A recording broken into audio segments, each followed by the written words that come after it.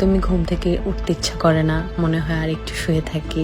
আমার হাসি পায় তো এটা ভাবাটা। তাহসান ভাই জিতেছে, অথচ রোজা হুড়ো নয়, সম্ভবত ভার্জিনও নয়। তাহলে তাহসানের এবার বিজয় নিয়ে সোজা সাপটা উত্তর দিলেন তসলিমা নাসরিন। তো আজকে একটু দেরিতে ঘুম থেকে উঠি, কোনো কাজ রাখি নাই।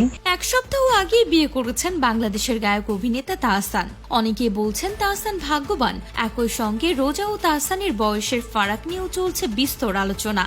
এইসব নিয়েই যখন চলছে নানান মতামতের লেনদেন, ঠিক তখনই মুখ খুললেন তসলিমা নাসরিন।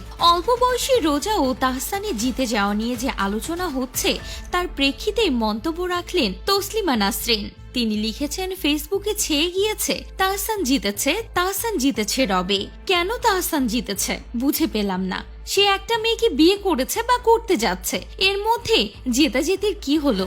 পছন্দসই কাউকে পেলে তার সঙ্গে প্রেম করে, লিভ ইন করে বা তাকে বিয়ে করে, এ তো স্বাভাবিক। জিতলো কেন তাহলে তাহসান? আসলে যারা জিতেছে বলে চেঁচাচ্ছে, তারা চেঁচাচ্ছে কারণ তারা মনে করছে তাহসান এক বাচ্চার বাবা হয়েও, ডিভোর্সি হয়েও একটা কচি সুন্দরী ভার্জিন মেয়ে পেয়েছে। আসলে ভার্জিন হুর পেয়ে যাওয়াকে মুসলমানরা জিতে যাওয়াই মনে করে, কিন্তু রোজা আহমেদ রক্ত মাংসের মানুষ, হুর নয়, খুব সম্ভবত ভার্জিনও নয়। রাজকন্যার জীবন তার ছিল না, খুব স্ট্রাগল করেছে জীবনে। কঠিন সংগ্রামের দিনগুলোই নিজের লক্ষ্যে স্থির ছিল বলে, নিজের স্বপ্ন যে করেই হোক পূরণ করতে চেয়েছিল বলে নারী বিদেশি সমাজ রোজাকে কম নিন্দে করেনি, কম অপমান করেনি, কম অপদস্থ করেনি।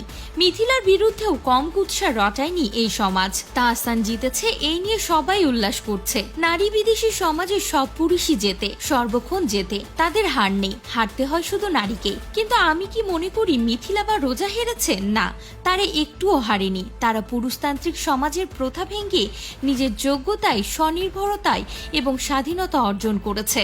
ভালো না লাগলে তারা তাদের সঙ্গীকে, সে প্রেমিক হোক, সে স্বামী হোক, ত্যাগ করতে পেরেছে। তারা বাধ্য নয় তাদের সঙ্গে এক ছাদের তলায় বাস করতে। তাই আমি বলবো তাহসান নয়, বরং মিথিলা ও রোজা জিতেছে। তো ভিউয়ার্স, আপনার কি মনে হয় কে জিতেছে, তাহসান নাকি রোজা মিথিলা? অবশ্য কমেন্ট করে জানাতে ভুলবেন না।